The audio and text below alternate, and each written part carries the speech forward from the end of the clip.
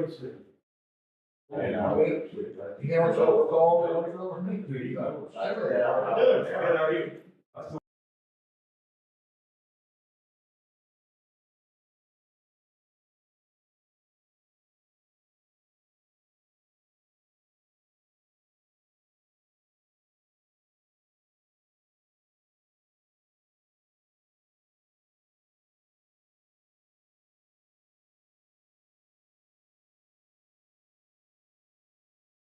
I'm tired of. Oh, She's a that, bit. yeah. She's a bit.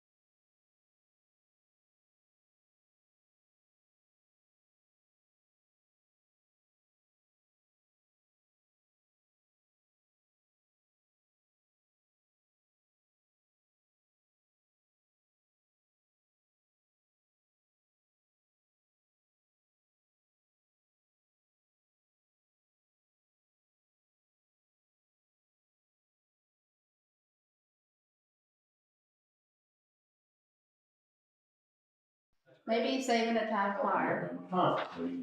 Yeah, no, what? Two saves out of 3 in a 2 weeks period of time. Yeah, some of your work orders now.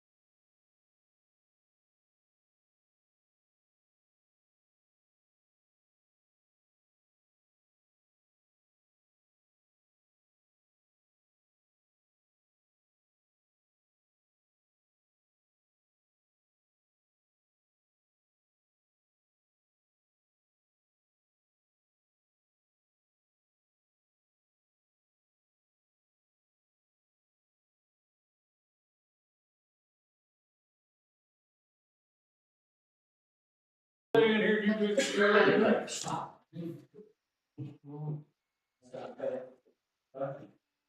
Oh, he won't change it. Well, this is. Oh, wow. This is what I said.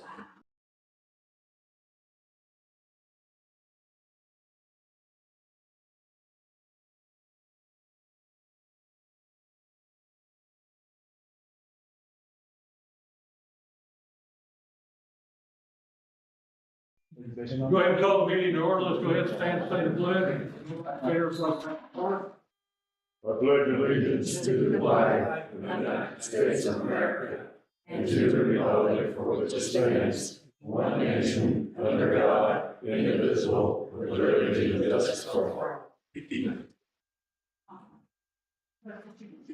Yes. Trustee White. Yeah. Trustee Finley. Yes. Trustee Sims. Yes. Trustee George. Yes. Trustee Barnes. Yes.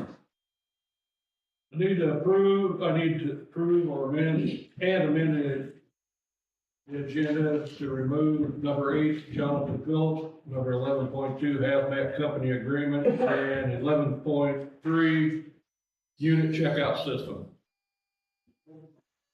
I'll make the motion. Remove. I'll second. Trustee White. Yes. Trustee Finley. Yes. Trustee Sheets. Yes. Trustee Barnes. Yes. Trustee Sims. Yes. Trustee George. Yes. Okay, need approval of January 15th, 2026 board meeting, finance report, and pay the bill. I'll make a motion. You second. Trustee Sheets. Yes. Trustee Barnes. Yes. Trustee George. Yes. Trustee Sims. Yes. Trustee Finley. Yes. Trustee White. Yes. All right, it's your Virgil, Courtney, Vanessa, need approval of the January 12th, 2026 finance committee meeting report. Trustee Sims. Yes. Trustee George. Yes. Trustee Sheets. Yes. Is there anybody in the audience that'd like to make a comment? Yes, this is where we can, Please- it's not, No, stand up, state your name, please. okay. And where- My name is Lynette Evans, I'm the resident at 1630 King Street. I come today asking that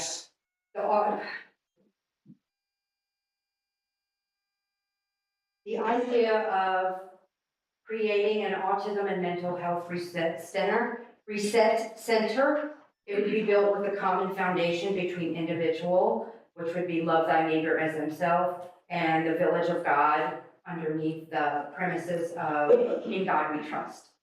So, let the minutes reflect, because this is the core of it. With the new Tilton Revenue and Development, there is a need that needs to be filled.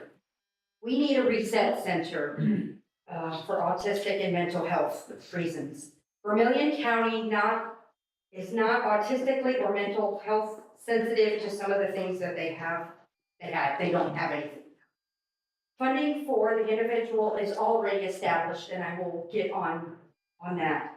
Current protocol doesn't promote appropriate consequences or solutions for the individual that might be having an episode.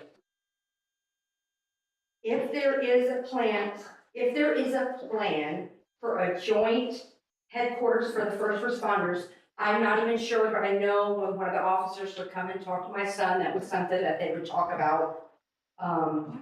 So that's kind of how this came in my brain.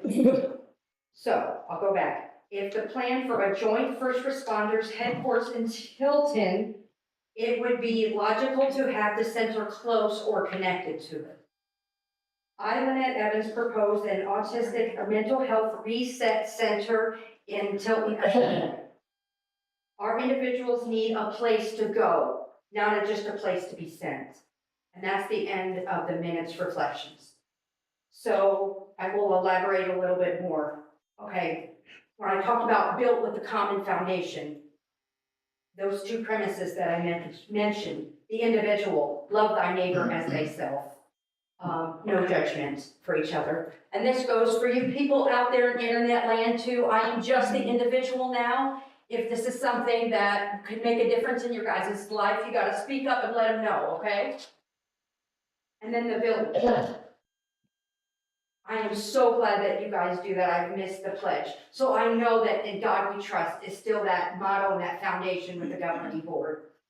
So if we have that, then we know there's no politics, because we're gonna stay firm to what that stands for and who we trust. So with these principles, it paves a positive path. Who? Why? Why am I standing here? How do I know? I'm a parent with life credentials of raising a dual diagnosed child with both autism and mental health. That's what the dual diagnosis means. The experience of maneuvering a flawed mental health system. The village. Under Chief Bernardi's officers, the village they have been the village that has helped me raise my kid. When he's had issues, they've been there, I've called, and they help be the reset. So as the officer's job, it's black and white with rules and regulations that they have to follow. But they have brought color within those lines with understanding and caring with my son, that they've built with my son. When the system dictates the way it should be done, Tilton officers have used their discernment of the situation and reflecting the compassion in that moment. And they used it. Why? Why autism? Why the need? Because they get these fixations. They have like a digital way of thinking. They're on, they're off. They don't know. It's hard for them to know figurative language. They think when you say it, that's what it is. A can of worms, nobody can, they think a can of worms. They get glitches. So they get those fixations, they fix on it, and it could be something that they have remembered from childhood, or something happens that it fixes. It's there, and it just goes, and they pound away at it. Well, we need to reset that glitch. And I know in the digital world, we know what that means, reset it, and that's what they need. So they have to get past those triggers, and they need to decompress. What would this facility be? There's already parameters in place that he goes to. Like for instance, right now, if the officers come and he goes to the ER to be evaluated, SAS is called to evaluate him. So there's already funds going to be there for him to be evaluated. But the hospital really is not an appropriate place for him to sit there, whether it be the 4 hours or the 10 hours, because they are there for the physical. The back burner is the mental health.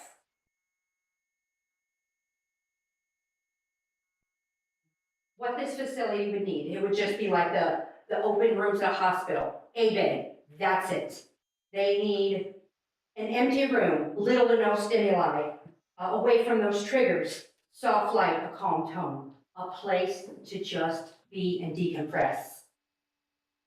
So I talked about the SAS. The SAS is already there. If this goes, we should be able to pipe into that. It might be a staff member that needs to be there, but it's not going to be all the time. They just might need to be there a day or two. Because right now I can take him to the Danville Hospital and he could be there right now if nobody else is there 2 or 3 hours. And then they're going to bring him back and he might not be reset from the triggers that are there at home. And then he's leaving my house and putting himself in danger because of his negative fixations in the past, and he's going to places he shouldn't go. Okay, and then also he's got the other flip of the coin, the PSB. And I hope you guys would know if you have anybody else with a mental health or anybody, that the PSB, locking them in a cage is not the appropriate place for them. Okay. Are there any questions? I kind of flew through that.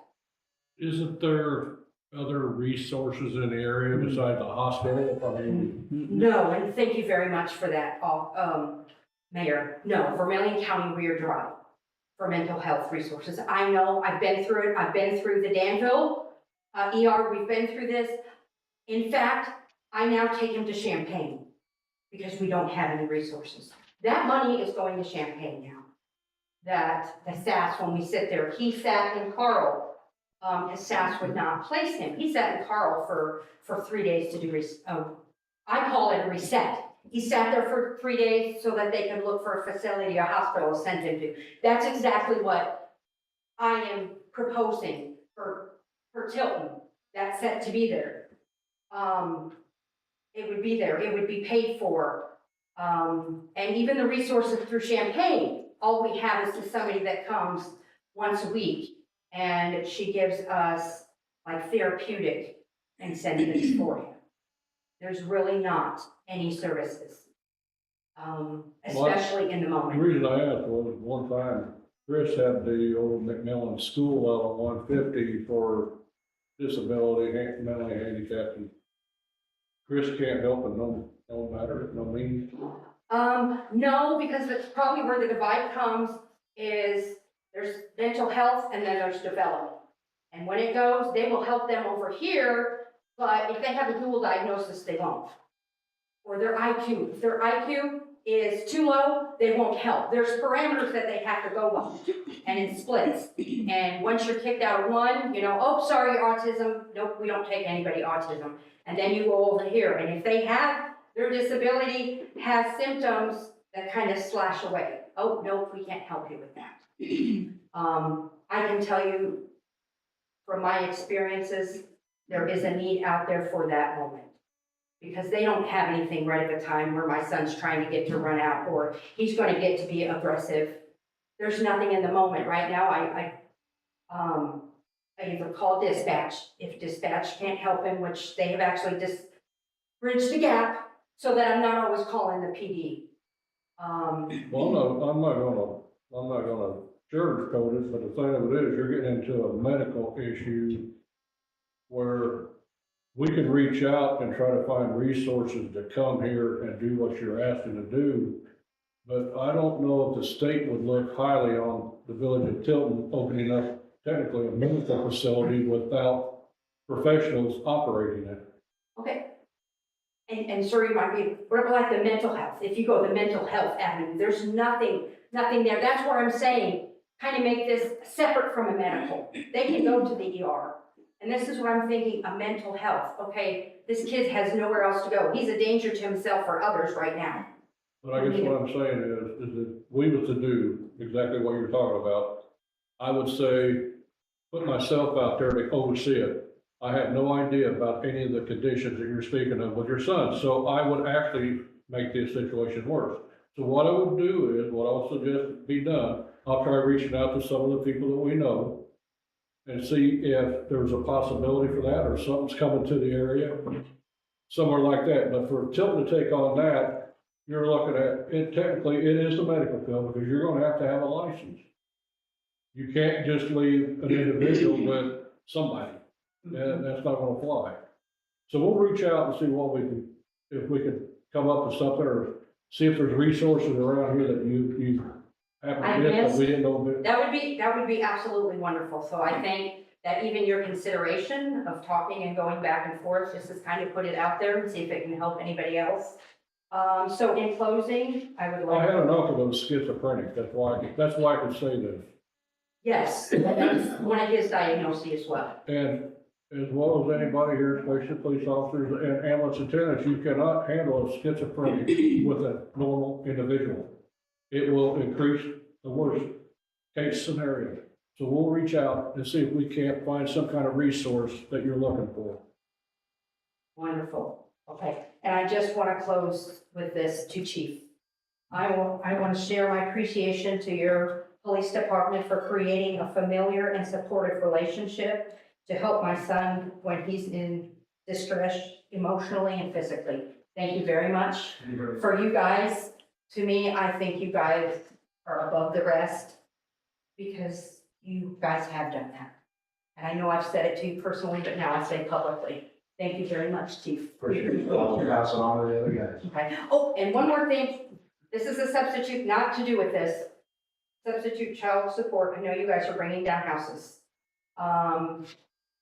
There is some concrete stairs that the person that used to live there offered no kind of support. If I can get those concrete stairs, you would be giving my kids a step up because I need stairs. And then also there's a metal roof that was put on there specifically to protect the contents of the garage.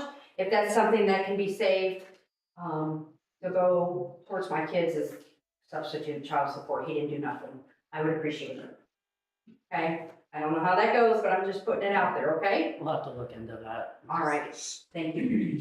Thank you. Anybody else in the audience? Excuse me. Okay, moving along.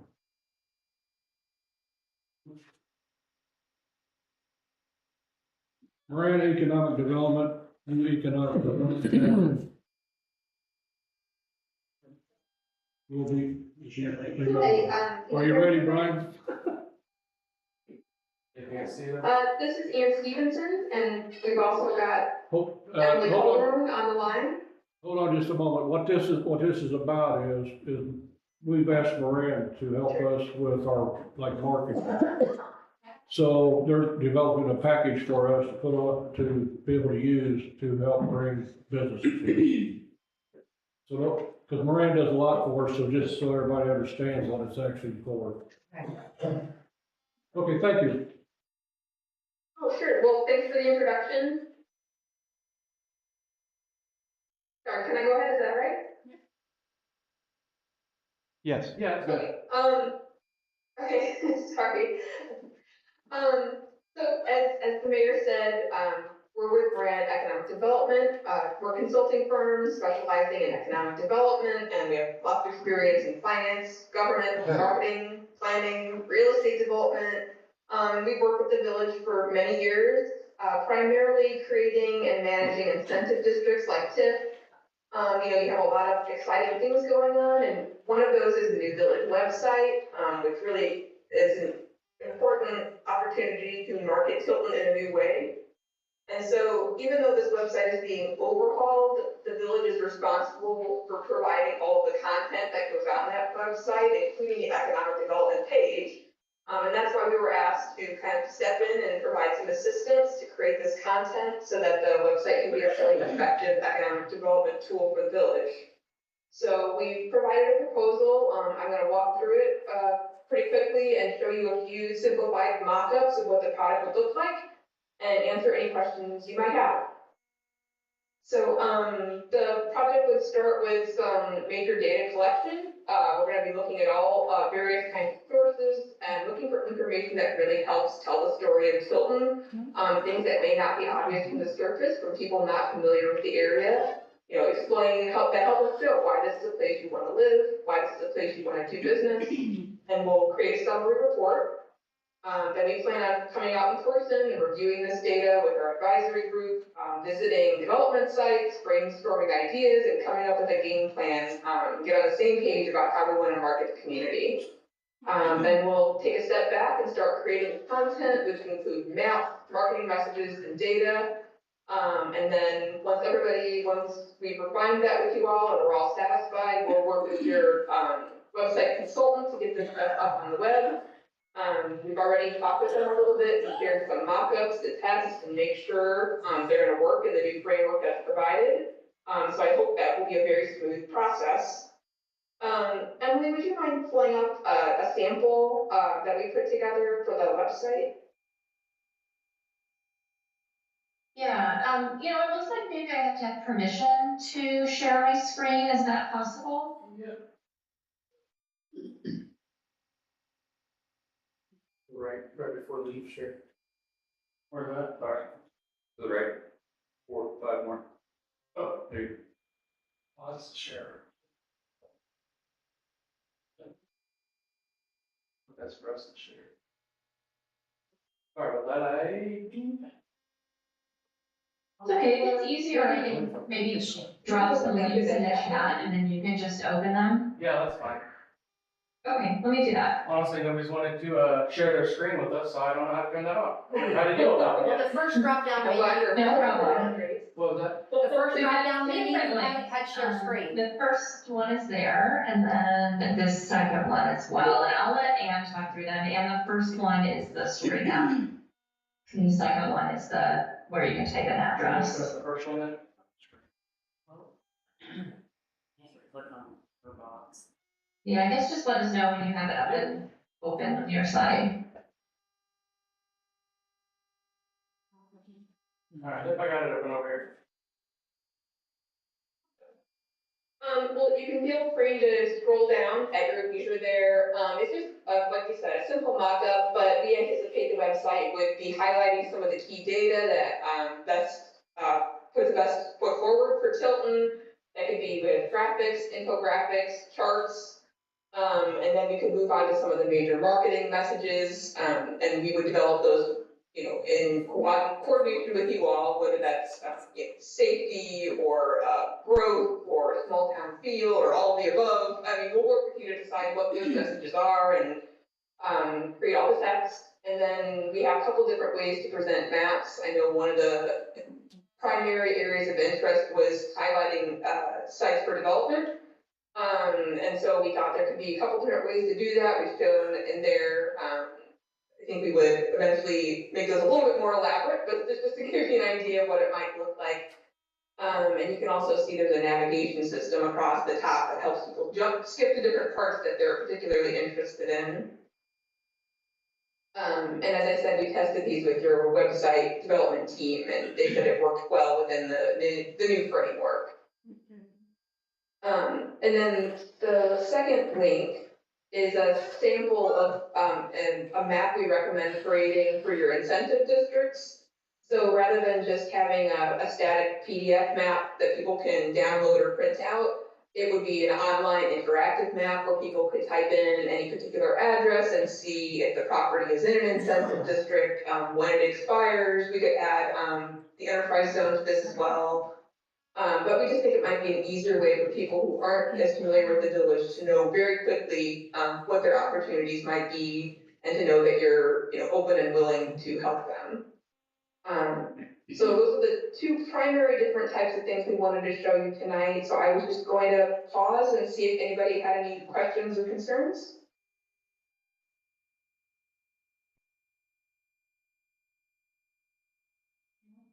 Nope. Trying to read through the stuff.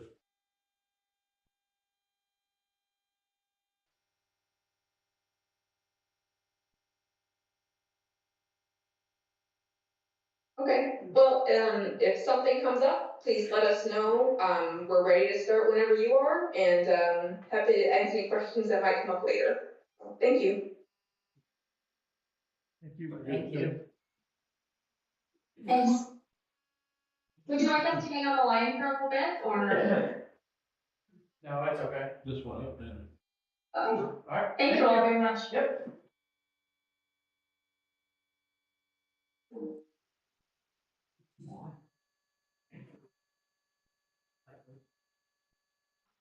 And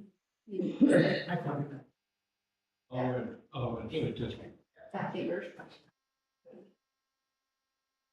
okay, I need a motion to approve a total fee for creation of the economic development materials not to exceed $18,750 with Grant Economic Development Group.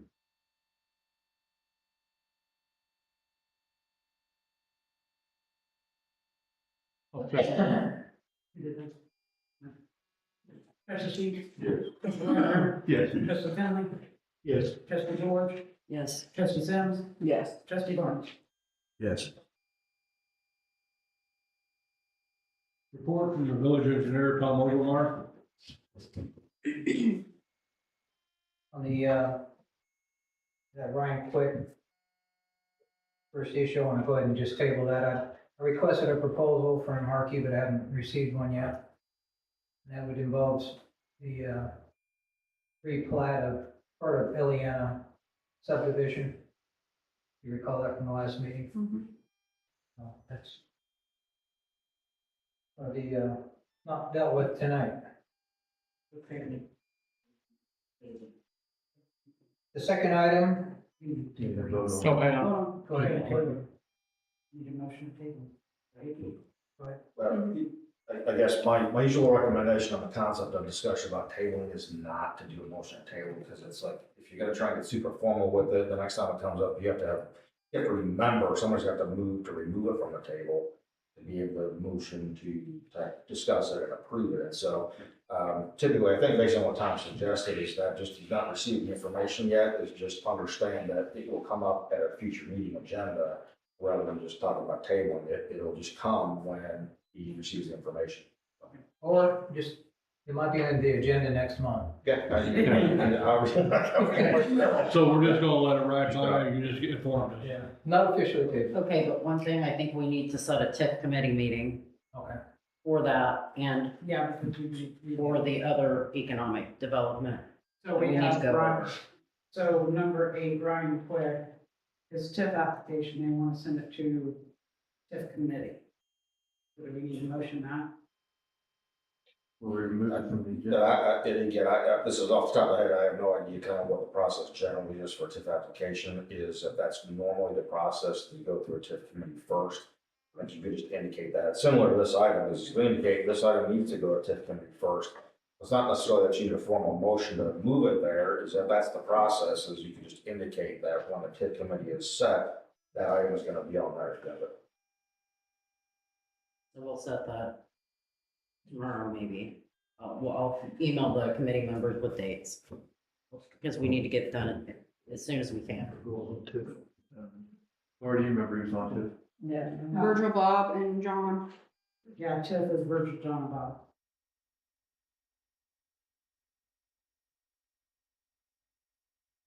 I know we even have TIF committee. I think we're good for you to go on. Ready? Yep. Several months ago, Lebanon Seaboard approached the village about a problem they were having with their sanitary sewer system. They have their own sewer system out there. It's kind of like a big, something that someone with an in and unsewered area would have. And they have their own discharge. It goes to either a ditch or to a creek or into a tile, I don't know which one. But they were having problems getting good test results at the end of their pipe. So they basically had to abandon their system. They cleaned it out, they tried to restart it, they just can't get good effluent quality. In the meantime, they've been basically, I think they've just been storing on site and pumping out of a big tank and then taking it to Danville. I don't know where they're taking it. Probably the sanitary district. Yeah, the Danville Sanitary District. So when Chad and I met with them, they talked about putting a plan together to connect to the village sewer system. The village has a 8-inch gravity sewer at Carlson, which is along Ross Lane. It's on the east side of the railroad track. There's a manhole there. That's kind of where it stopped. And they were going to put a plan together with some pumps and some 2-inch force main, and it was in a location I didn't like. I didn't really like the layout. I didn't think it'd be in the best interest of the village to construct what they were proposing. So I asked them to go ahead and get the contractor to price it and come back, and we'll see what we could do, basically. And kind of where we landed was based on the price they got. They're willing to provide $180,000 to get a gravity sewer from the last manhole there by Carlson under the railroad and to head into the west. And it's been something the village has been talking about for a lot of years, is getting a sewer on the west side of the railroad track so that maybe potentially they could pick up anything that might happen west of the railroad along Ross Lane. So I think it's strategically in line with what the village has thought about for years. And now we have $180,000 to make it happen. The village basically would take the project over, do the design, do the bid, do the construction. So let's say the cost was, less than 180, then you have no cost. If it goes over 180, then the village would pay the difference, basically. in exchange for getting that sewer on the west side of the railroad, which I think something that you should consider. I mean, the railroad's the obstacle. Then you'll have a new sewer customer out there. Just for those of you who don't know, they just do seasonal runs out there when they're producing product. They're, starting, I think, in June, they bring employees in, and they run, not only might run 24 hours a day, I don't know, but they're not out there full time. They probably have, I don't know, I think they're like 6 months out of the year. yeah, something like that. And they might have 6 employees out there the rest of the time. If we get the sewer to the west side of the railroad, then they'll be able to we'll be able to put a gravity line and connect them directly in, and they can then totally abandon all their treat.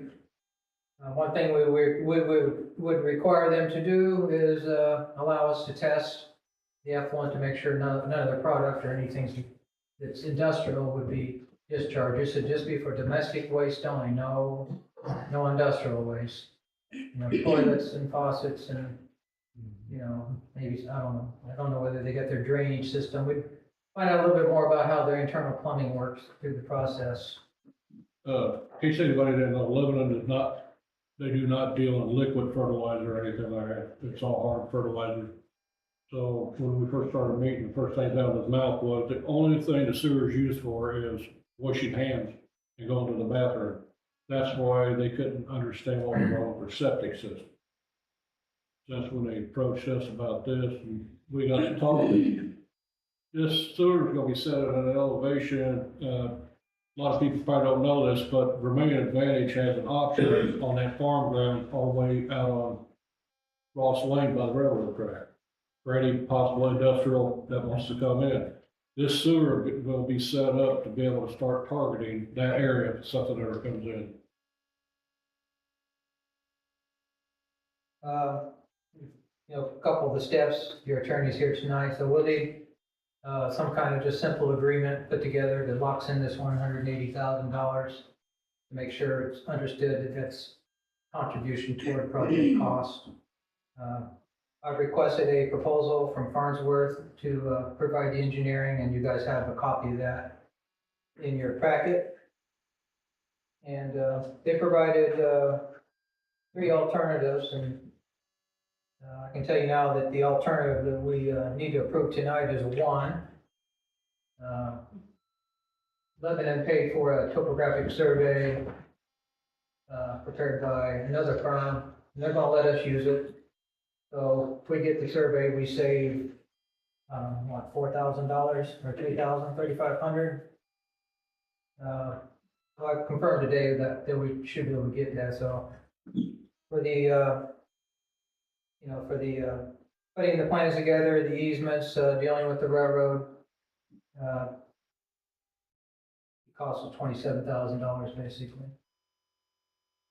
And just to give you a little warning, when you deal with the railroad, we're going to have to pay a permit review fee up front, which is like $4,500 or $5,000, and then they have a what's called a licensing fee. You got to get a license to put a sewer under their track, which is about $7,500. But all that would be part of this project cost. So, do you have any concerns with if they're just washing hands and flushing toilets and they can't get it right? Do you have any concerns that we can't get it right with that?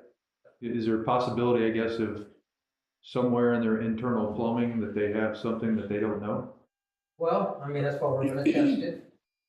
We're going to test it. We can go out there and test it today. They really didn't, they had an engineer too looking at their, whatever was going on out there, and they probably had a septic system type contractor as well on public health. I don't know if they got EPA permit or just public health, but they had no explanation as to why something was getting in their waste stream. But we would monitor that, and if it becomes a problem that we can accept, then we can have a surcharge on their bill if it becomes a routine thing. It's not unusual for, if the community is accepting something more than domestic waste, that you can have a surcharge on the bill, like, triple it or something. Give them incentive to, keep their waste clean. I don't anticipate any problems, but we're gonna monitor it. I was just concerned if we could potentially get ourselves into a problem, but, if we put this in first and then find out later, that's the reason. Well, if they're discharging anything other than domestic waste, we can shut them off. They store it, pump it, transport it. You let me go now? Costs them a lot of money to do that. Yeah. Unfortunately, General Motors been dealt about for years. There you go. So we want to proceed with this project and need a motion to accept Farnsworth's proposal. We'd like to do our best to try to get this thing done by midsummer. Possible. You think that 180 is going to be pretty close to covering most of it? I think so. But the additional cost would be just a benefit to the village. Oh, yeah. No, I understand. I was just curious overall. Seems like a golden opportunity. Sure. Someone has to pay for the. Let's put it this way, we have a business giving you money. Yeah. And different. He doesn't know that. Send out the back. We've been talking about getting those sewers over there for about 15 years. Yeah, at least, yeah. The motion to accept their offer. Number one, 27,000. Yeah, number one. I'll second the motion, Lauren. Trustee Finley. Yes. Trustee Whiteburn. Yes. Trustee Sheets. Yes. Trustee Sims. Yes. Trustee Jones. Yes. Trustee Joe. Yes. Right. Are you doing the? Yeah. Fire chief? Yeah. Okay, well, I just want to make sure. Yep. Assistant fire chief, Deputy. right, Just, something's not on the agenda, just informational. Looks like all the, utilities you guys contracted Midwest for are all in and ready for some kind of grand opening. So everything, all the timing, all the scheduling worked out perfect. I think Tiffany planned this. so, to all the listeners out there, Culver's officially opens Monday. No, that's the VIP, that's where they invite everybody to get involved in building. The official opening is Monday. I'll go in like 3 months. Sorry about that, Cooper. Hey, They go over there a week. you wanna go ahead and schedule that? Yeah, we need to schedule a, public works, sewer, Maybe. if we maybe, next Wednesday was what we kind of talked about. Yeah, that's- Trustee Mine.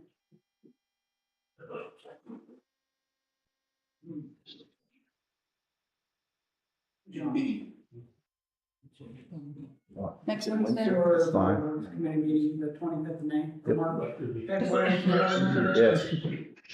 It should be fun. Okay. Hey, you already put it on the summer? 5:30. 6 o'clock, 6. Yeah. Okay. because I had something beforehand, but we also had something with the cemetery. Yeah, I got some too. You get for the cemetery. Oh, yeah.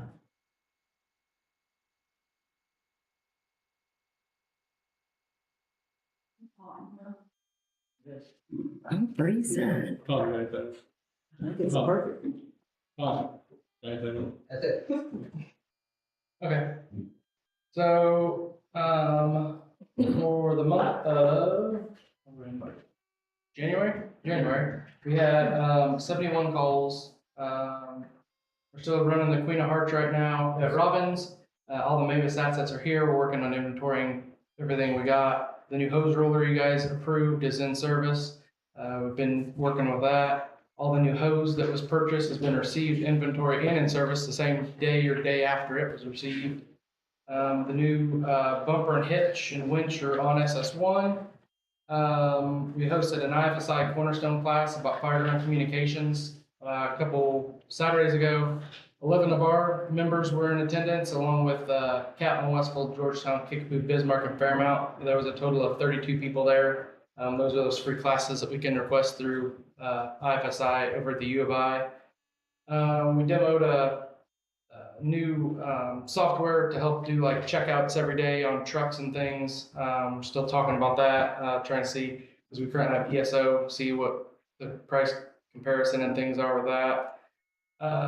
We also heard a presentation, me and Chris were at the I&I meeting for the county fire departments, about a hazmat company that if we have any kind of hazmat release, if we're going off fire call or something, or an electric car catches on fire, we can call them. They come in and take care of all the cleanup and things. That's not on the fire department anyway. It's just a resource for us where if we use any equipment and it gets destroyed or whatever, they bill on our behalf to recoup that, or oil dry and things like that. I got to reach out to them and there's a agreement between both sides that they said normally they send out, obviously a lawyer looks at it and then go from there. General maintenance, we had to get some new tires in engine 3. We had an issue with a couple tires, and all the tires on that truck were original from 2015. Engine 1 is going to be needing some new tires, so we're going to work on getting price on that. Station 2 had some furnace issues right before it got really cold. We've got those fixed up. We had several members attend a class that was held at the Fisher Danville Fire hosted. The firefighter from Wichita Fire Department came out. Isaac is his name. He talks about high stakes rescues, split second decision making, and choices under pressure. And then me and Chris also attended a class that was hosted at Danville Fire by FEMA that was about homemade explosives and how to identify them, who to call, and how to handle those kind of situations. In the month of January, we had 400 hours of training completed for the department. And then after that, so we're running out of room even before the Mavis thing showed up. Squad 92 came back to the station to be used, and everything was just kind of, we got everything in the station the best we could, and now with the Mavis assets there, it's even more crammed. So we were trying to entertain the idea of adding another door to Station 2 on the front. There's 2 quotes there. Chris mentioned getting just a 10 by 10 door to put in the front, to put things in. And then I just asked him, like, why don't we get a quote for a bigger door just to see roughly what it would cost us. So if we just go by a 10 by 10 door, it's $10,145. And then if we just go as big as the big door that's already down there right now, it'd be 18 feet wide and 12 feet tall. I did kind of do a little bit of kind of Photoshop-ish on that last page to kind of show roughly what the difference in the 2 doors would be compared to what we have now. And the quote for the big door is actually also moving the service door to the side. Chris had talked about, we got that service door in the back already, just about getting it fixed instead of putting another door on the side of the building, just fixing that back door. So just need whatever you guys want to decide about the 2 doors. I think you need the big one to all look alike. Yep, that, and our other thought was if we do a 10 by 10 now, we might need a big one in the future, but we figured we'd bring that up for you guys to discuss or whatever, so. No big, you need a motion, Bill. Yeah, motion for one or the other, I believe. Any more discussion?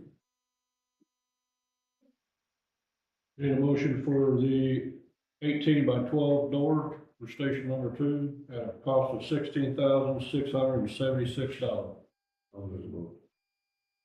I'll second it. Trustee Sheets. Yes. Trustee George. Yes. Trustee Barnes. Yes. Trustee Jones. Yes. Trustee Cameron. Yes. Trustee Whitmore. Yes. Is that all right? I know, that's it for fire Before, department. one question. Yeah. Just along the lines of the fire trucks with the tires and stuff. In the past, and you may be able to answer this too, when we go to looking at a new fire truck, is there like a allotted time or something where we're trying to replace units as we go? I mean, in the past, Okay, so like in 2007, I think it was. Yeah, I think that's when we got engine We got one, if I engine, remember. and then Doug we probably has got better another memory of that one. than I do. In 15. Yeah. Back in the day, we were always told roughly every 10 years, I think, is what we tried to get a new engine. Get on a 10-year rotation. Yeah. Gotcha. We just kind of, Goes through the ISO, a truck can no longer be counted as a first line unit once it reaches 20 years old. It has to go into a reserve status. we have an 01, a 15, and what's engine four? I always forget that one. 17. Is that 17 maybe? So, yeah, we got some We had trucks coming up 17? on 2017. Yeah, the engine four. Yeah, I think so. Okay. I can't remember off the top of my head about it, but yeah, we got Anyway, several right trucks in coming that up area. on, couple, 5, 10 more years or so. Have you guys priced them lately? A couple of years ago we did, but things have changed since then, so. I just, Maybe we Thank you. just need to look at pricing, I mean, and see if it's something that we can feasibly afford. well, even if it's a couple of years down the road, what made me think of it was Butch being proactive on the ambulance side. Well, Just a lot of times it takes thinking. like, I'm sorry. I was gonna say, a lot of fire times truck, takes- you gotta understand. Right now, the wait time, right, industry average is approximately 2 years. Installation order to you have to get.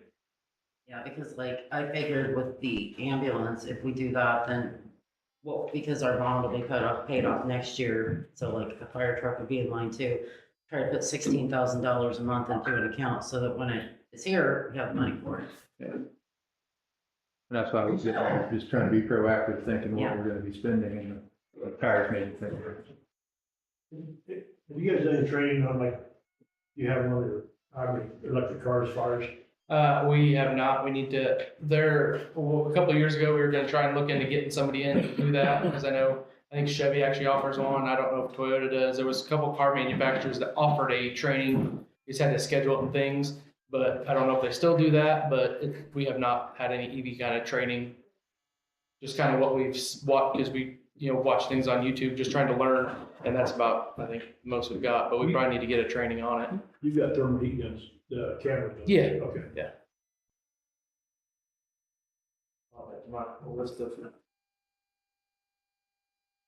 That's all I got there. Any more questions?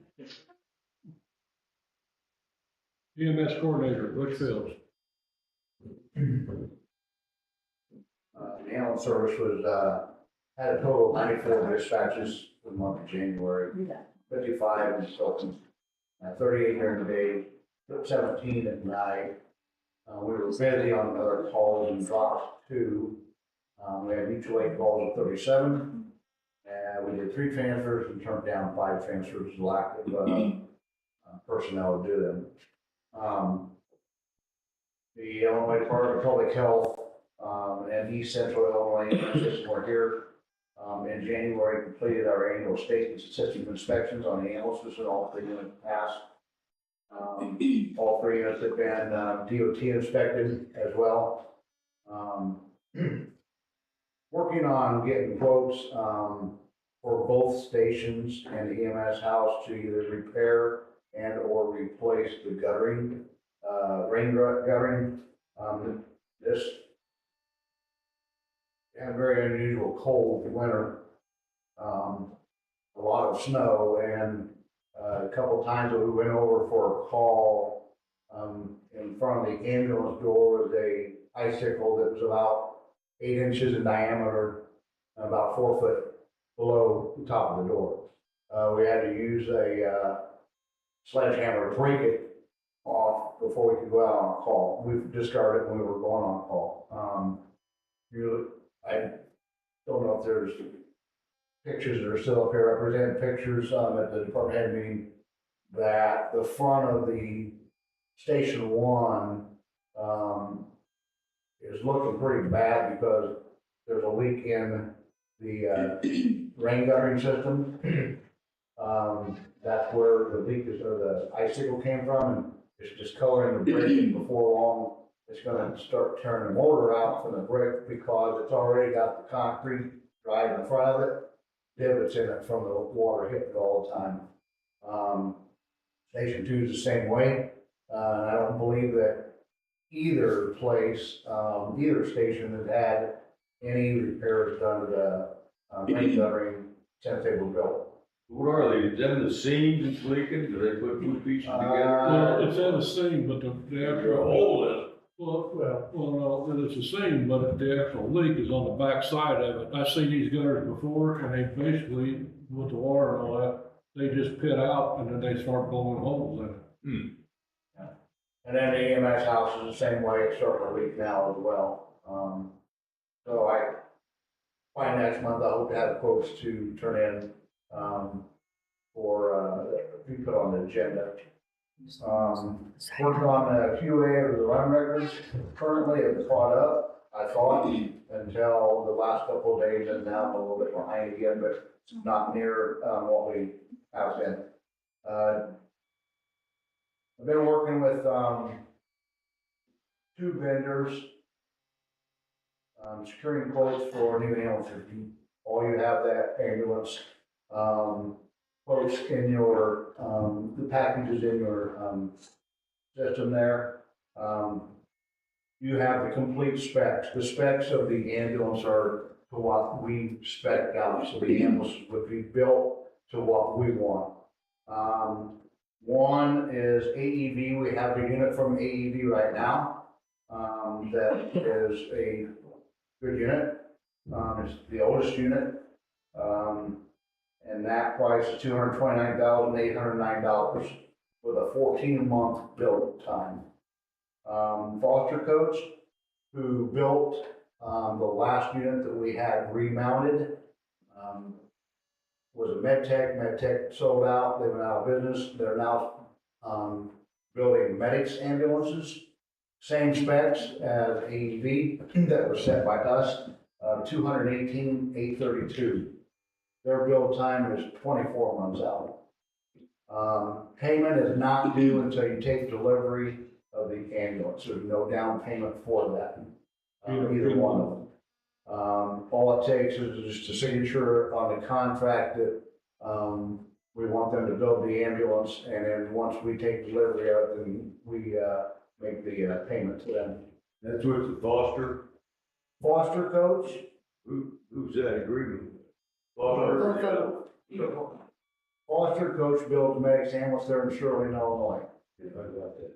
Either company. Either company to. Yeah, so like, you have different companies that will build different ambulances. I didn't understand the payment, I thought it was just one company. No, it's two different companies. AEB, which is American Emergency Vehicle. Yeah. Which the ambulance that we have this in AEB was actually completed by ARV, American Response Vehicles. Both the units have been very good units to us. The one from Foster Coach and the one from AEV. Your decision on which one that you would want to vote on, if you decided you would want to buy anything else. Things to think about though is that the current unit that we're not using right now, which is, only 4 years old, we're not using it right now because I don't want to put any more money into it. But the oldest unit has 92,000 miles on it right now. So something to consider would be, timeline. How quick you would want it. One was 18, one was 24. 229,809 No, and 218. Build time. Build time is 14 months AEV, Well, 14. and the other one 24 months. which we would get, what kind, do you think the value of selling one of the? So,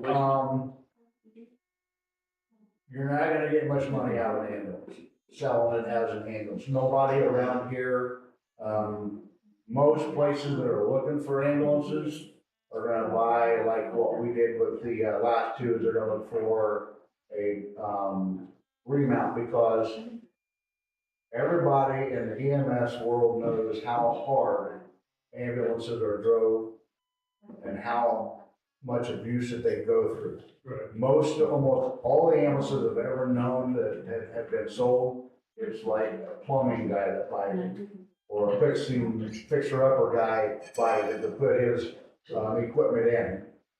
I would propose, and I think I may have mentioned to Mike, that we take that 22 ambulance and we put it on the websites that they get with the fire truck, that you got $33,000 out of it, and see what it would bring us in.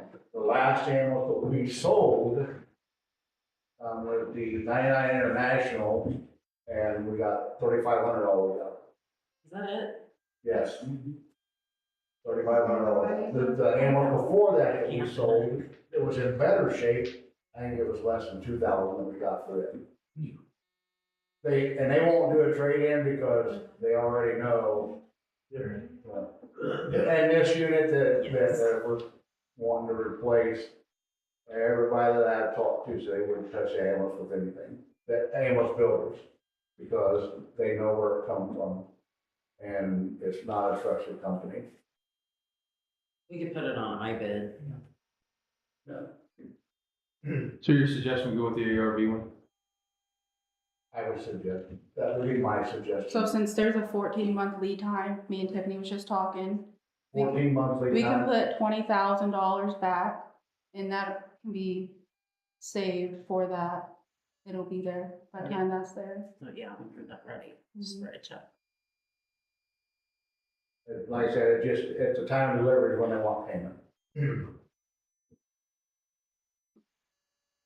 Any more questions?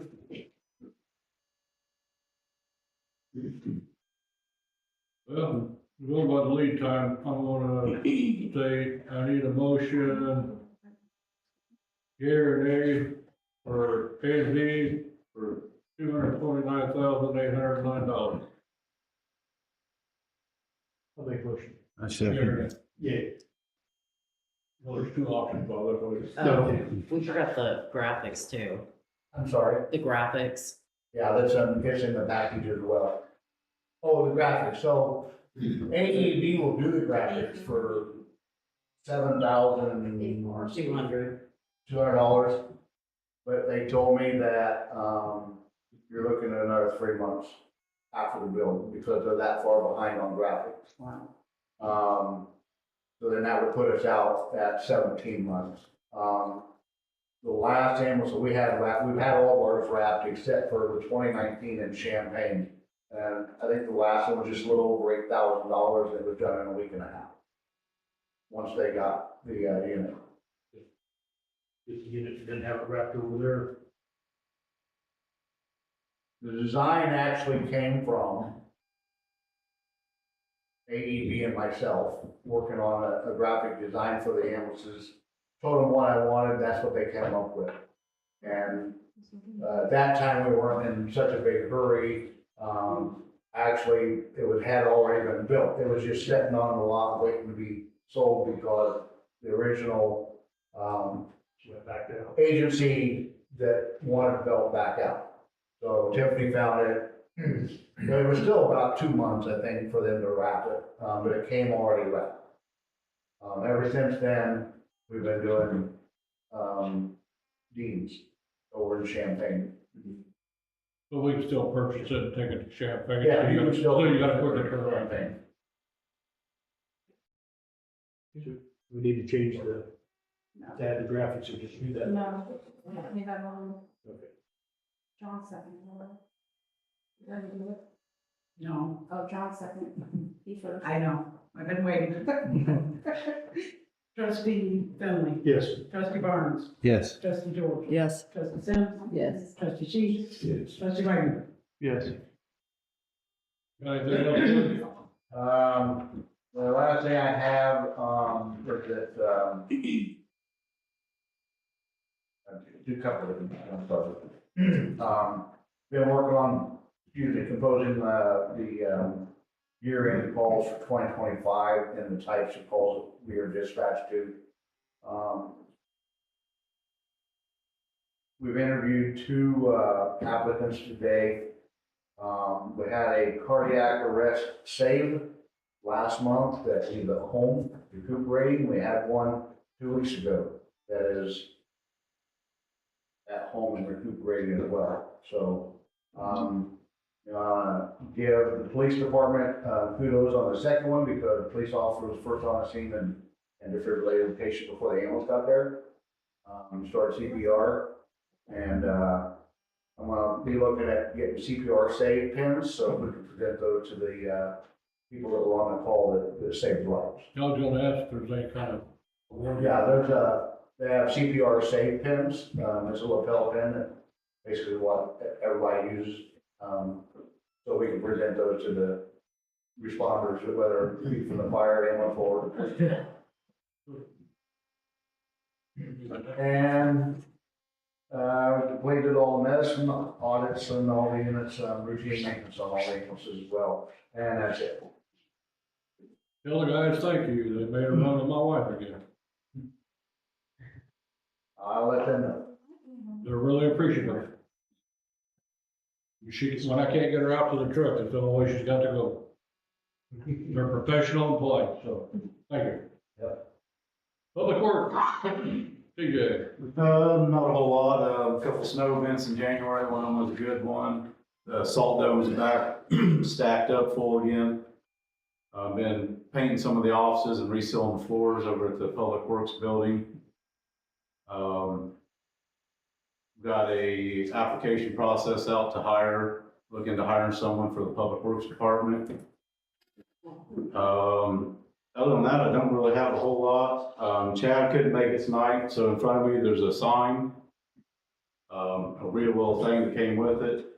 So Chad Parker went to a conference in Effingham earlier this week. I guess this is like a big deal. This is for the whole state of Illinois. So the Rural Water Association, the state's largest rural utility association, selected the Village of Tilton as its wastewater system of the year. It's given to a system dedicated to managing their wastewater system to the highest standards. The winner of this award must meet the strictest industry standards in appearance, record keeping, compliance, and consistency of the operations. The Village of Tilton has met or exceeded all compliance standards and is managed, maintained, and operated to the highest of industry standards. From the sewer plant upgrade to the lift stations to the televising of the lines to basically everything that we've upgraded with the sewers got us this System of the Year award. And Chad wanted me to say that it's not just the sewer, it's the Village of Tilton, everybody up here who's helped contribute to letting the sewer system get to where it's at today to get something like this. So. Here we go. And this will be displayed over the sewer plant. But we got more access points in Tilton, how many more signs they gonna give you? That's what I said, we should put one on here. For a copy? Like, you know. We got a new printer, we can. Put banners up. We can banner up this And town. put, I'm gonna let you stress what you found. Ryan Quick called over the holiday. He had water coming into the old Goodrich building.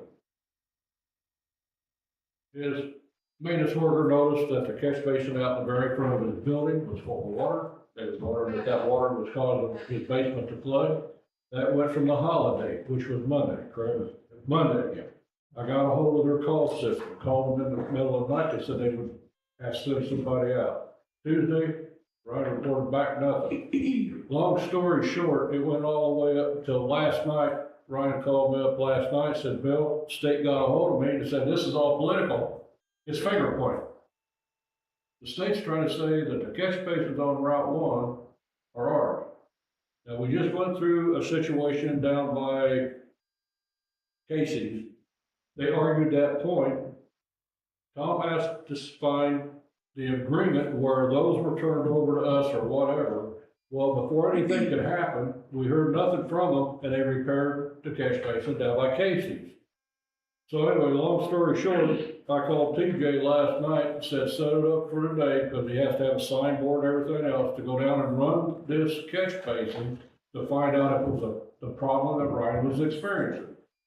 He came back with photos and explained to me, you ought to see the condition of all this, between the catch basin, the manhole, everything else. It was full of mud.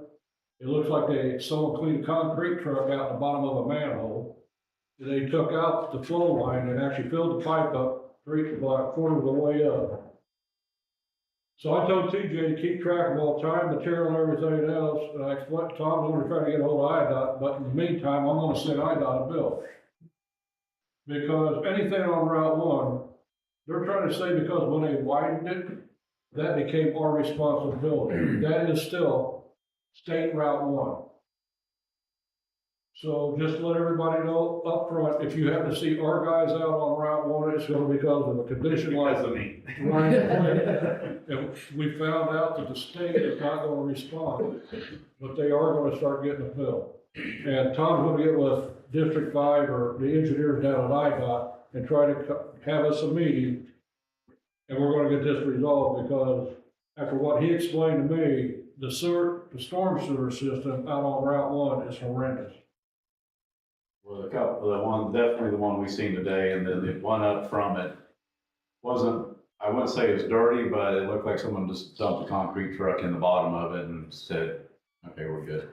Oh, that's not even questionable, that's on the main line, right? We were out on Route 1, I had Phil and one of the other officers come out and help do traffic control, so we had to shut down lane on Route 1, do it for safety, and we were there about an hour and a half, probably. An hour and 20 minutes from the time I called out. You have a name of who you talked to, or just give it to one of these people.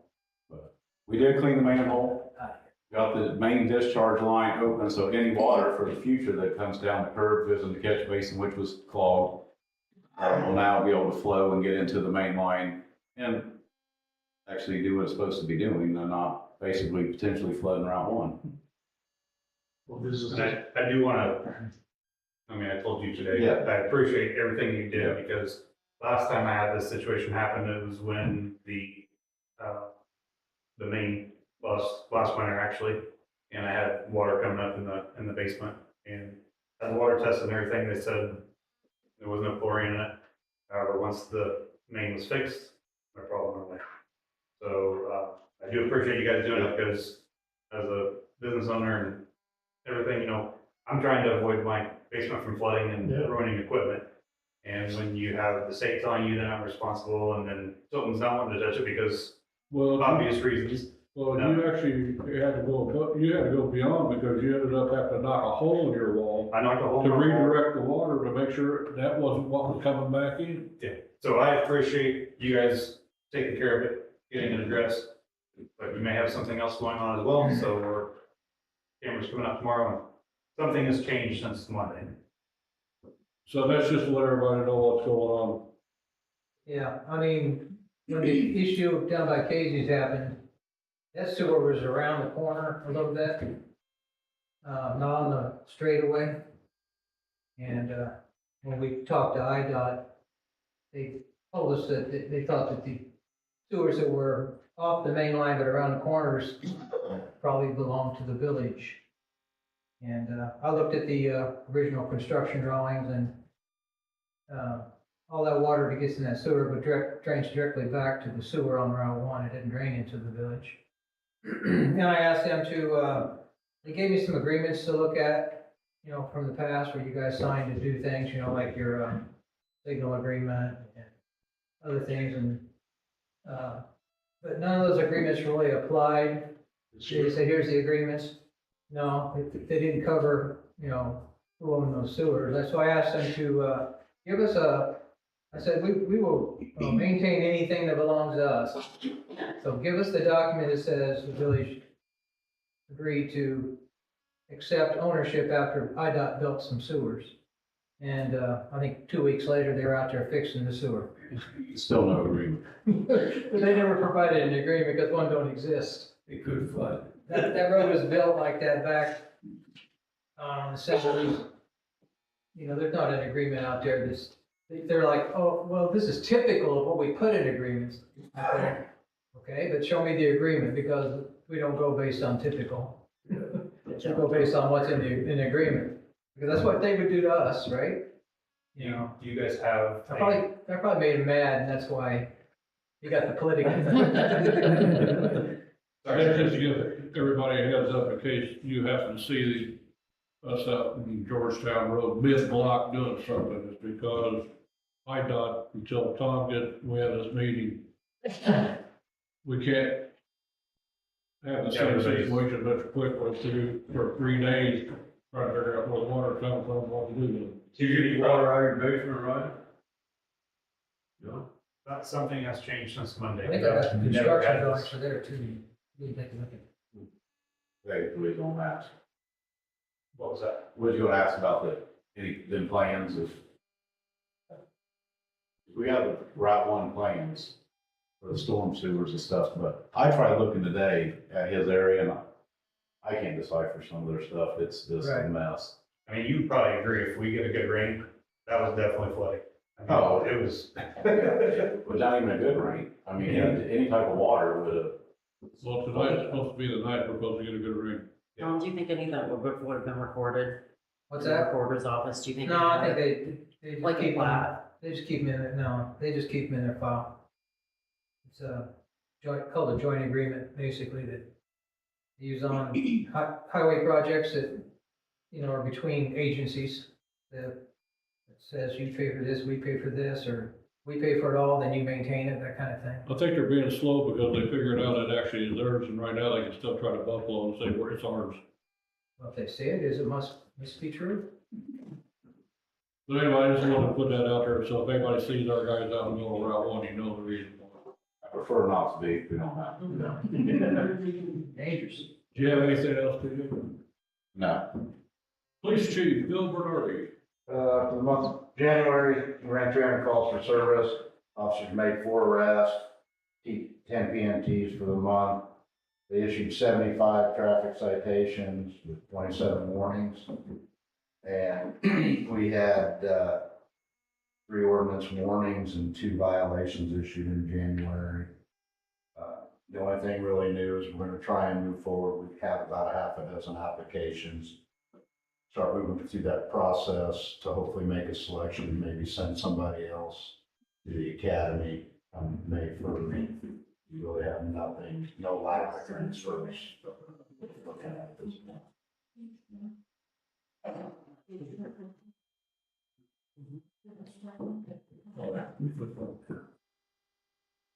That's all I have. Okay, thank you. Well, IT department. So working with Phil and Motorola, getting some software taken care of. Chad got his new screen over there. The smart board that you guys approved last month, they got it together. We got over there and did some training on it, and it's awesome. He loves it. He's still learning there's still tons of things on it to learn, so we haven't got all that done. Still working on getting prices for the cameras on the tower that we talked about last month. Got to work on getting cameras over at the sewer plant for Chad. We did earlier it was talked about the website.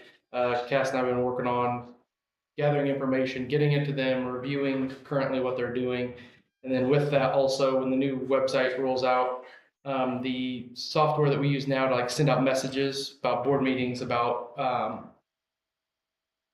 I'm drawing a blank. What's it called? Events. Tag events, town events, things like that. And we're going to be changing to a new platform called Reach Alert. So when the website goes live, there'll be a link on there. We'll make a Facebook post and things about it.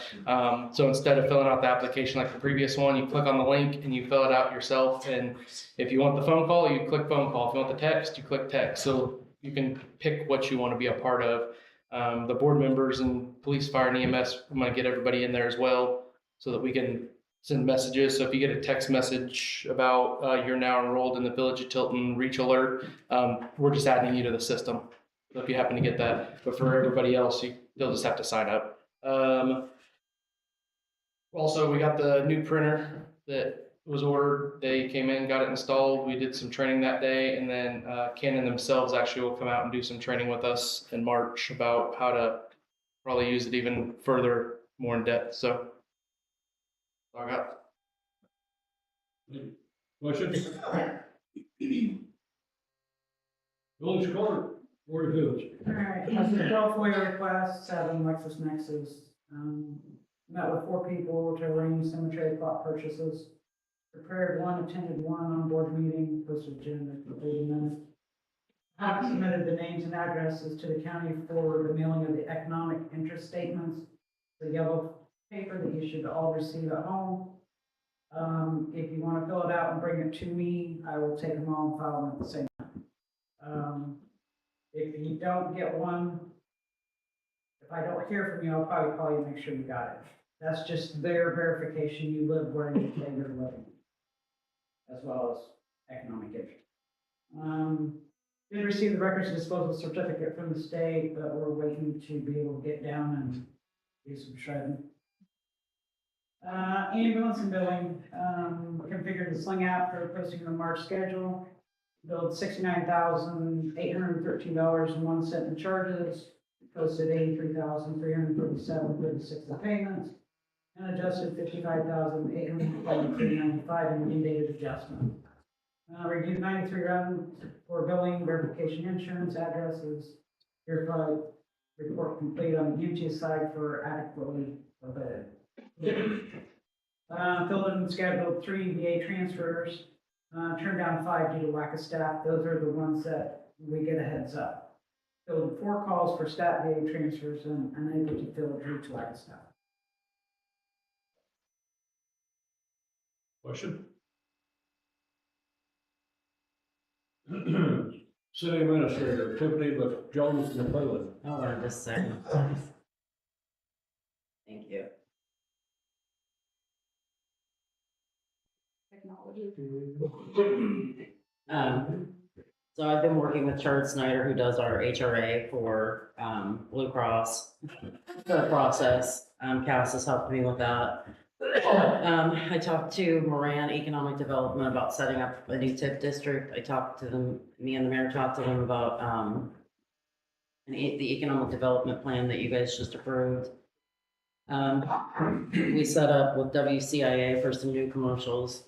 They did a person on the street approach. They've already done 3 of those.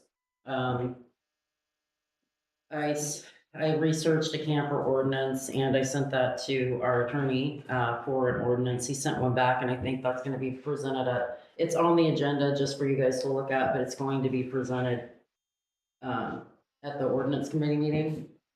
Also in front of you, I've put 2 packets. I was asked to get some quotes for solar for our buildings to help on our power bills. So the one that's just one sheet, we kind of did a proposal that showed each line, how much it was. The other one broke it up into 3 proposals. I tried to, on the second one with all the pages, tell you the total cash price and then how much it would be after incentives. Now, I got 2 quotes. And this isn't something that we could really go out for bid on. Solar for our buildings. And you know, as you can see, the total out of pocket is either $172,888 or $90,497. Now, I want to have a committee meeting on this too, or a special board meeting, because I will tell you, we sat and talked with TikTok Energy for about 2 hours. They've done quite a few sewer plants before. They're pretty confident. They've been in business 20 years. The other place has been in business 5 years. But I really think that we should do a special board meeting so people can ask questions and get more information. And have them here. Yes. Yeah, that's what I was gonna say. Yeah, they said they'd be here. I just didn't feel like I think that it would have taken a couple hours to discuss it tonight because there's so much information. That was the one company, the TikTok company, the gentleman, not the salesperson, but the actual owner. Lead worker. The man is very knowledgeable, and if anybody's got questions, he's been in the business for 20 years installing, so. So that being said, I did go to quote for a new TIF district and that's. Well, Did you want to set the special board meeting? Yeah, we can. I would kind of like to do it in conjunction with. Okay. When can everybody meet? Well, even if we did it, what if we did it after the ordinance meeting, What date is that? March? March 4th? Third, That'd be, fourth? what time? If we did, I'm just saying, if we did it after that, then we could include that stuff off the ordinance and Yep. kind of make it a little, add a few things to it too. Does that make sense? Yeah, what time is the ordinance meeting? 5:30. I think it's 5:30. Then I would say, how long you want to give it, say 6:30 for the special, or That would be time fine. to go over things and. 6:30? Yeah, that sounds good. Can everybody make that? March 4th at 6:30? Committee meeting? Special. Division board? I'll be back down. I'm upstairs. Okay. You don't get the whole week free. So we're doing 9 to. Well, maybe we can do the TIP committee before that and then he can be on that meeting. So are you gonna bring this up? Well, we already got ordinance. Yep. You got special board meeting coming. Who's on TIF? If it's Virgil, John, and Bob. You. The other. Mike, Vanessa, and Courtney. Why can't we do one in one room, the other in another room? At 5:30? Do the two. Well, you might get, it might be sticky if someone drives by and all 6 board members are in the same building at the same time and nothing was noticed and no notification. There's the mannequin. Well, I think the other thing is you can't put anything that you talked about on the special board meeting because you'd have to get. Because you have to do minutes, yeah. You have to be able to post it to be on the special board meeting. Can you have 2 committee meetings in the building at the same time with all 6 trustees present? Separate rooms. I think it could, I mean, you just have to think about the idea of accommodating any public that, as far as what the other looks like for numbers. There's nobody there, that'd be tough, because it's not all. I don't know, because I thought that's what Ryan was going to.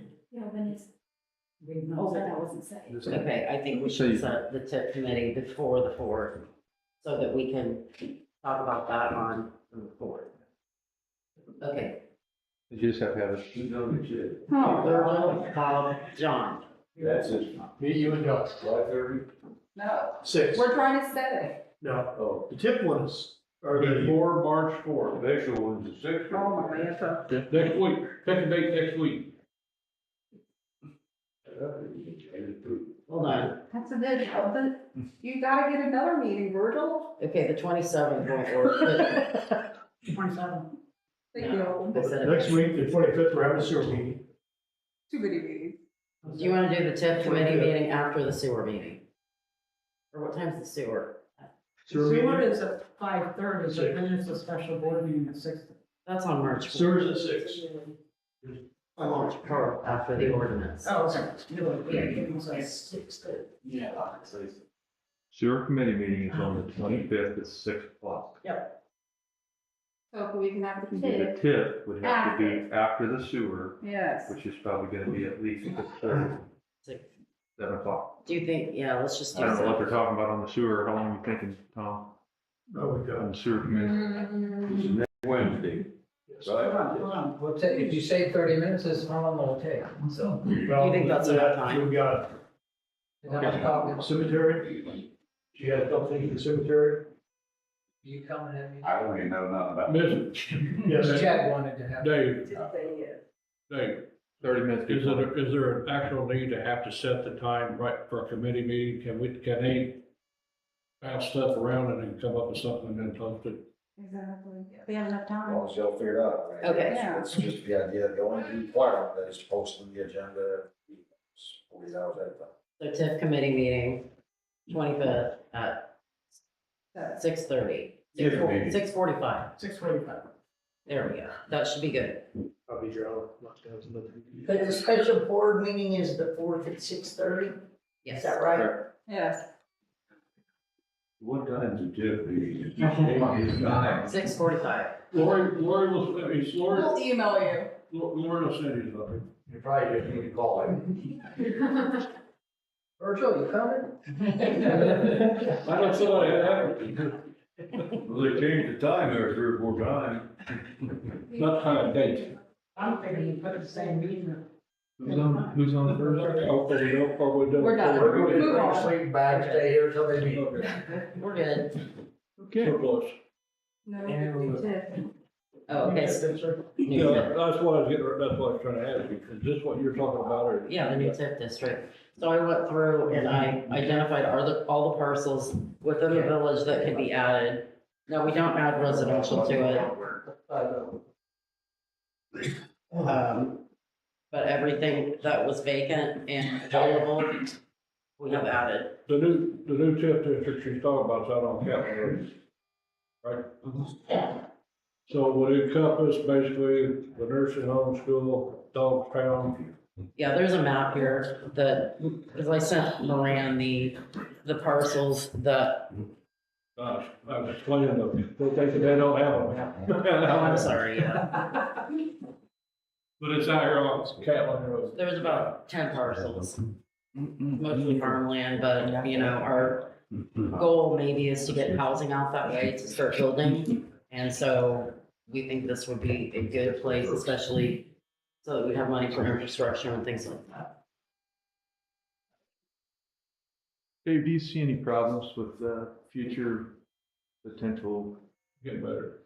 development out that way for this TIF to interact with? I guess I'm not sure I understand what. Meaning like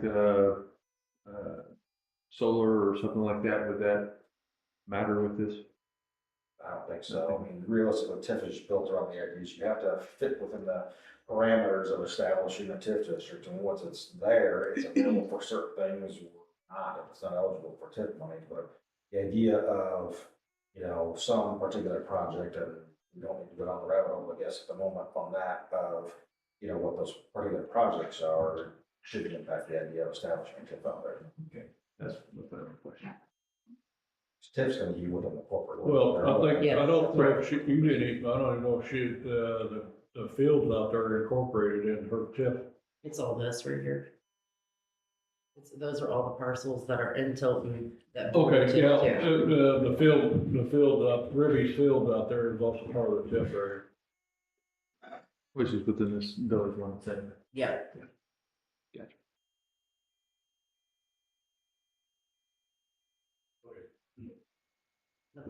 That's all I have. I mean, Price? oh, I'm sorry. Yes, of course. I think they said, what did they say? 28.5? 28,750. 28,750. That's not to exceed number, I think. Mm-hmm. Yeah. So it was 28,750. Not to exceed, yeah. Any questions on this? Need a motion to approve the new TIF district, VL6, for 28,750. Right, Yeah, not to exceed that amount. not to exceed. Second. Trustee Sheets. Yes. Trustee Finley. Yes. Trustee Whitenberg. Yes. Trustee George. Yes. Trustee Sim. Yes. Trustee Ball. Yes. Okay, I was approached by somebody who runs the scoreboards at Schlarman about any extra computers we have, and this was my computer that I just retired, and it's still a good computer. It's an all-in-one. It was just a little bit slow for me. Like I said, it's for Schlarman's archery program. So of concern.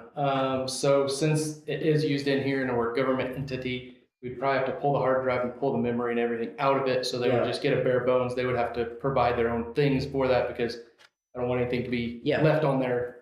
So they would have to purchase those other things separately as well. So. Well, you know, with what Brian is saying, I don't know how much value is left in it. But I mean, if Schlarman wants it, do you think that it would be okay? Are you guys okay with donating it to them? I think donate it, because the time you take those out, cost. It's not worth much anyway, but I mean, if they want to buy their own hard drive and get their own operating system and memory, they can do that. Just things are held in the memory, and we could wipe it 3 or 4 times, or somebody could still find the things. So Yeah, They're probably going to download their own stuff anyway. Yeah. But basically what it is forestry scoring, so, it's so they don't have to do it by hand. Yeah. That's it, donate it. Need a motion for the surplus computer of donating it to Schlarman Academy for use for their sports facility. Make a motion. That way, if they use it for something else besides it. Second. Trustee Gunning. Yes. Trustee Sheets. Yes. Trustee George. Yes. Trustee Sims. Trustee Barnes. Yes. Trustee McFetrich. Yes. Okay, Vermillion Advantage, we've participated with them for the past couple of years. The amount that's due is $3,000 for our membership. And it says semi-annual, but I called and verified it's actually annually. Question? Need a motion to pay the Vermillion Advantage annual membership dues of $3,000.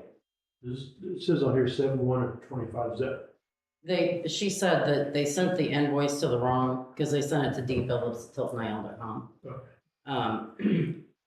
And so she just forwarded it to me. When does the membership start, when they got it?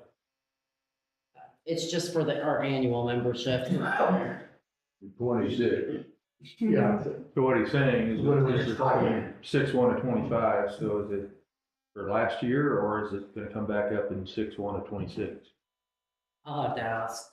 We already paid last year's. So it'd definitely be this year.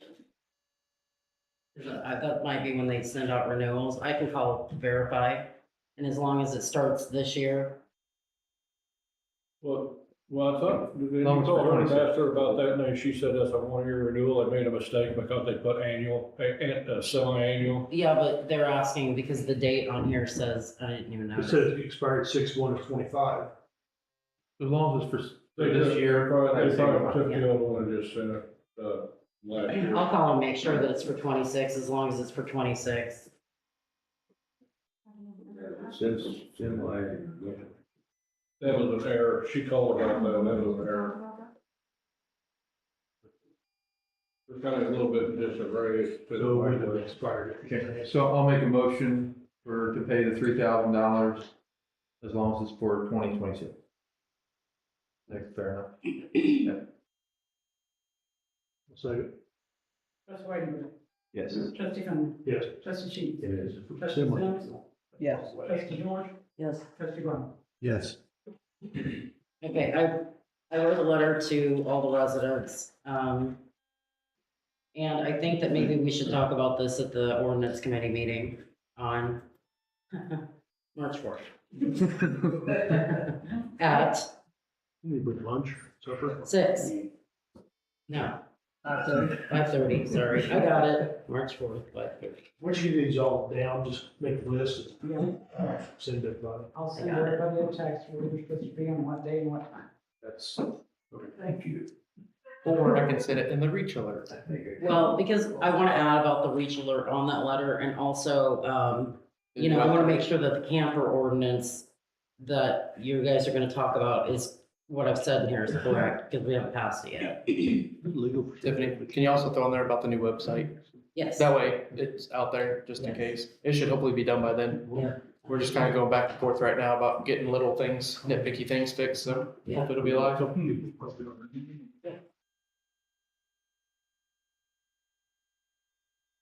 Oh, one more thing though, I did go over this with Dave Biggerstaff, and he had mentioned some of the things he wanted included, so we kind of collaborated on this together.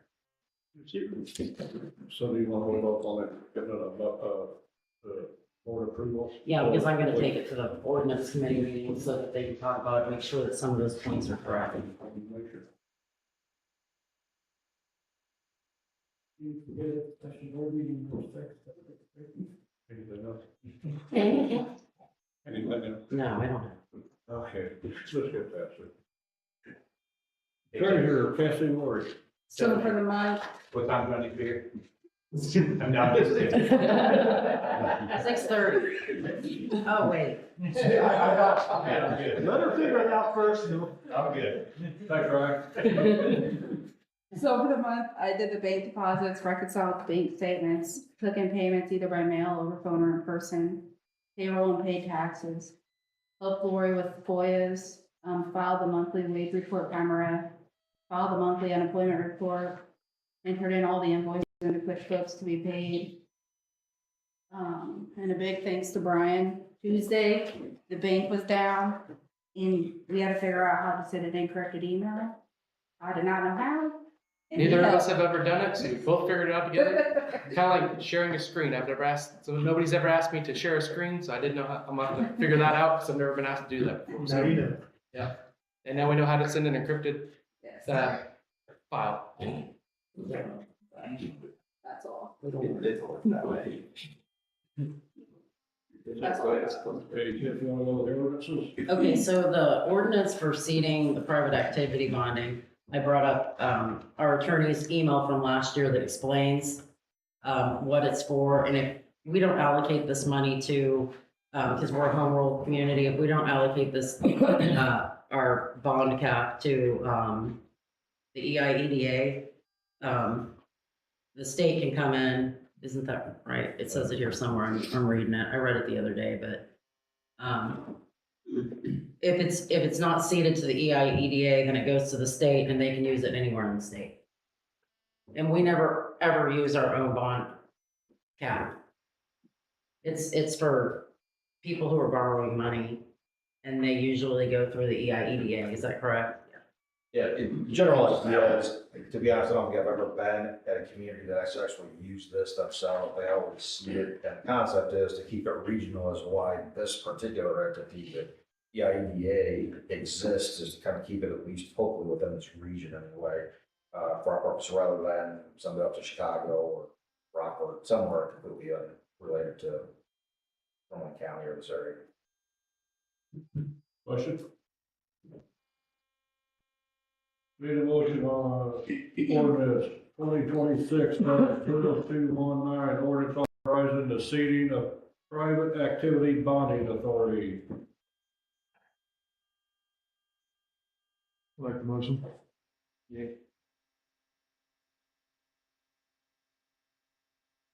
Second. Sorry, I was trying to do something. Yeah, that was John. Trustee Weinberg. Yes. Trustee Barnes. Yes. Trustee Finley. Yes. Trustee George. Yes. Trustee Sims. Yes. Trustee Cheek. Yes.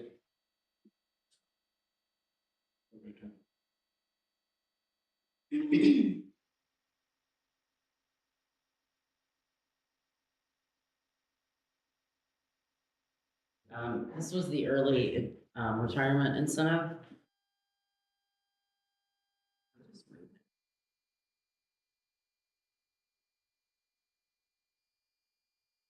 I think we need to make some changes to that. There's a blanket item that you need to make a decision on, yes. Well, I need to talk, Yeah, if there's other things we need to talk about, that's fine. yeah. I'm sorry. Push it to next meeting. Move on.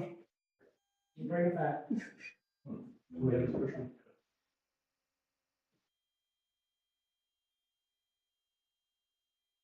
next one, yeah, we'll bring up at the ordinance committee meeting.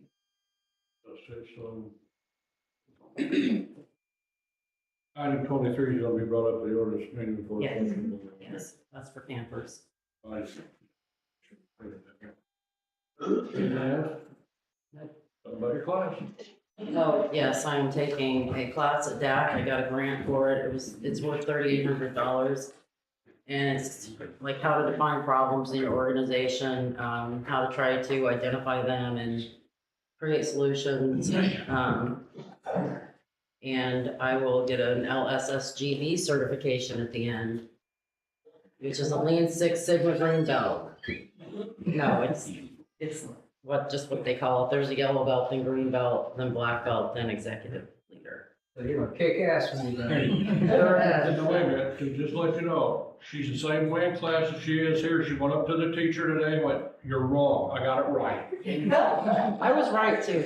The question had the wrong answer, and I said, I looked at this and it's not right, and she agreed. So I got a 90 instead of 80. Mm-hmm. Fast enough. You noticed that. Okay, mayor's report. Since last board meeting, I met with, Lebanon Seaboard, Tom explained what all that was about, met with Dan Ribby. Dan Ribby is looking at possibly putting community solar in a section of the field that is between the creek and the railroad track off of, I'm gonna say Ross Lane, I know it's not actually Ross Lane, but out at the west end of his property, so it'll be the, It'd be at the far west end of it. yeah, back behind On the north side of the road. behind the creek, which is treed in between the creek and the railroad track. So I met with him and the gentleman, he's been working with this guy since 2017. Marketing, discussion with Moran. We also had, laborers, builders in here, and that's the senior housing group. This group is, the lady that runs this group is an ex-representative of the state of Indiana. They're associated with Laborers International Union of North America. Anything they do is union built, and any maintenance people they hire, they're paid top wage plus benefits. We're talking to them about trying to get them out where the nursing home is. So in the meantime, I contacted the county board chairman, asked him, we need to start trying to find a way to get that property turned over to Tilton so we could utilize. One, it's not gonna be the nursing home. That building will have to come down and be destroyed. What we're talking about is a subdivision. Now, here's the part that scares everybody. They claim affordable housing. It is not Section 8 type housing. They mean affordable housing. They're talking, their range is anywhere from $500 to $1,500 in rent, depending on what they build. So they're really interested about that site. It consists of 14 acres, so I think they make a pretty nice subdivision.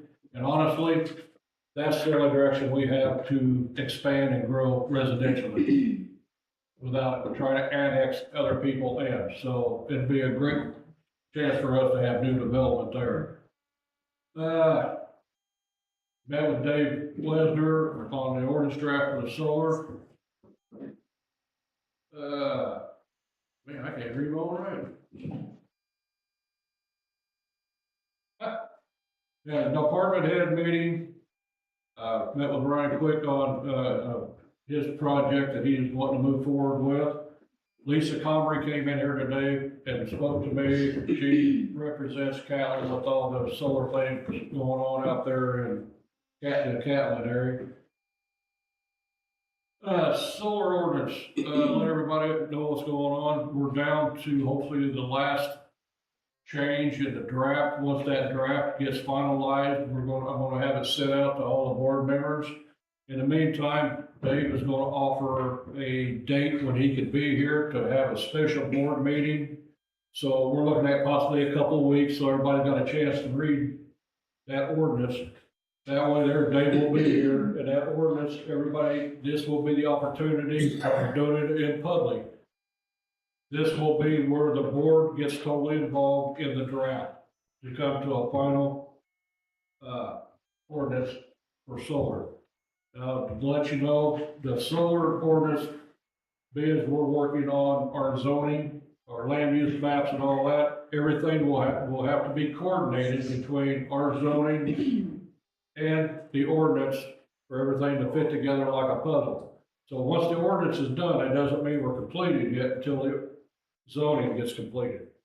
And then from there, we can move on, and then we will actually hold the board meetings about the solar.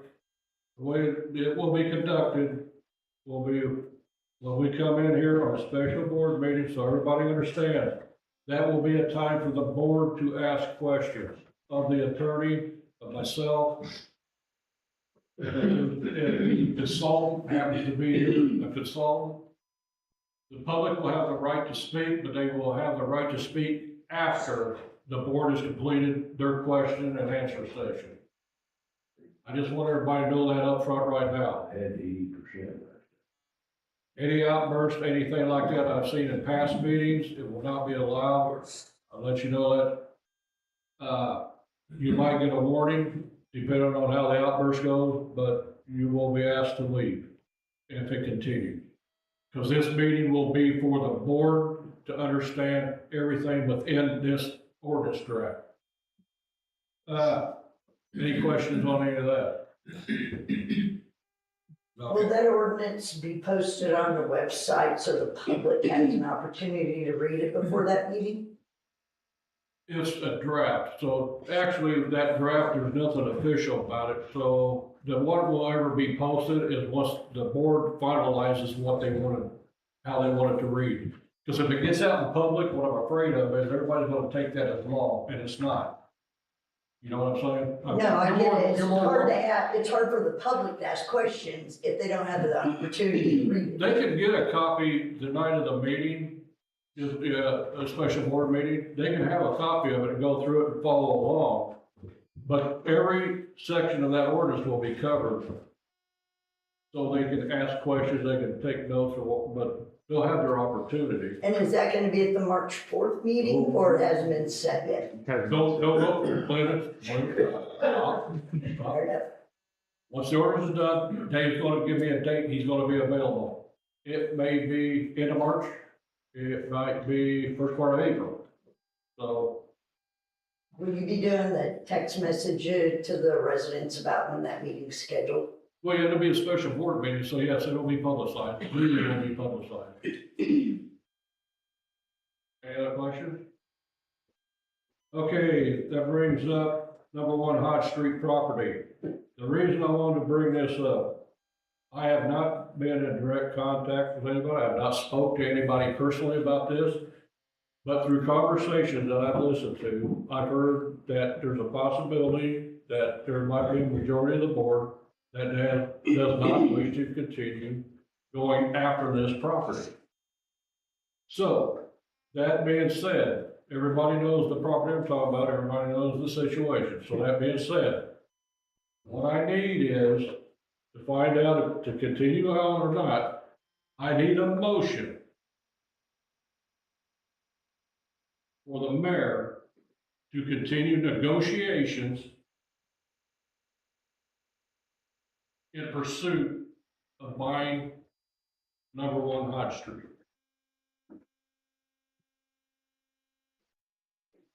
Because I need to find out if we go through the process of negotiating and the majority of the board doesn't want it, then we've wasted a lot of time. And I'd rather move on one way or the other. I think this is the way it's gonna happen, this will solve it. So everybody understands, clerk, can you read that back, please? Thank you, Mayor, to continue negotiations for purchase, 1 High Street. Correct. So yes vote means you want me to continue to negotiate. Yeah, I just asked, I'm reading all what we have on here, I understand it. But I really would like to be able to ask questions about, I know we're talking with Ricky and stuff. I personally would like to have been able to ask questions at that time. This is to find out if the board wants to continue, the board to continue, this will all come into play. Yeah, this basically what this was is the last time we all talked about this and said we wanted to move forward with negotiations. We wanted to know cost estimates, that type of stuff, and we didn't have anything on a new build. So then once we got an idea of a new build, that's what all this stuff is.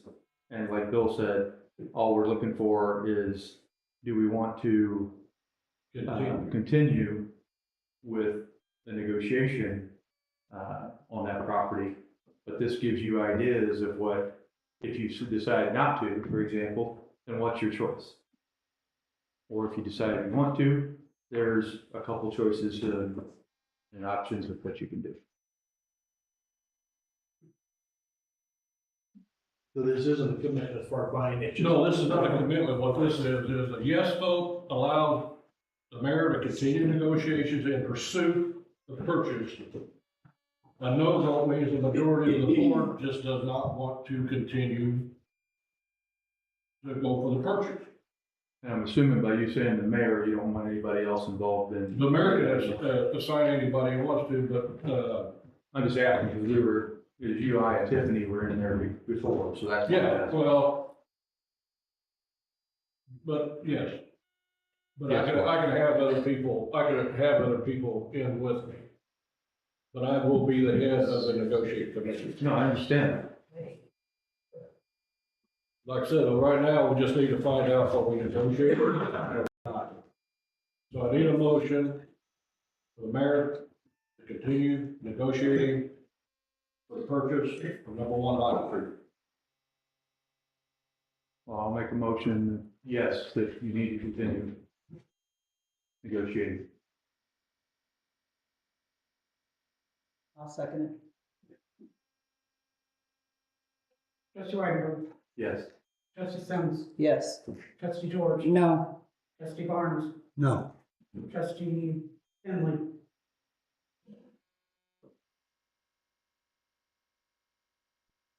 I'm having trouble trying to figure this out. Because I understand for, you know.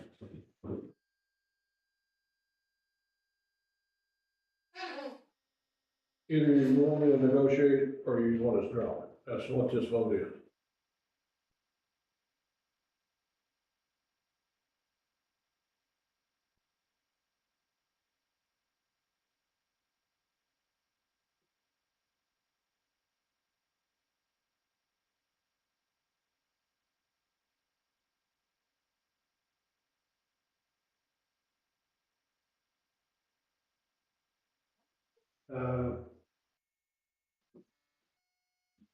Yes. Trustee Sheets, No. Okay. Mayor votes no. I think we can end up with a better building than what's over there in a better location.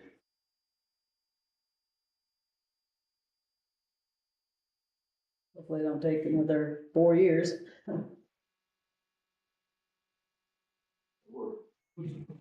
I think we've been discussing the new fire department for how many years? Longer than you've been here. Longer than me? Yeah. I'm a little behind. Is there any committee report? No for the committee. Does anybody have a need to feel we have a need to go into executive session?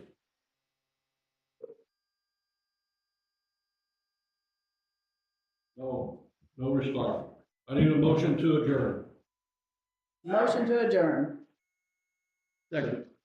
Trustee Sims, Yes. trustee Whitebird, Yep. trustee George, Yes. trustee Barnes, Yes. trustee Finley, Yes. trustee Sheets. You got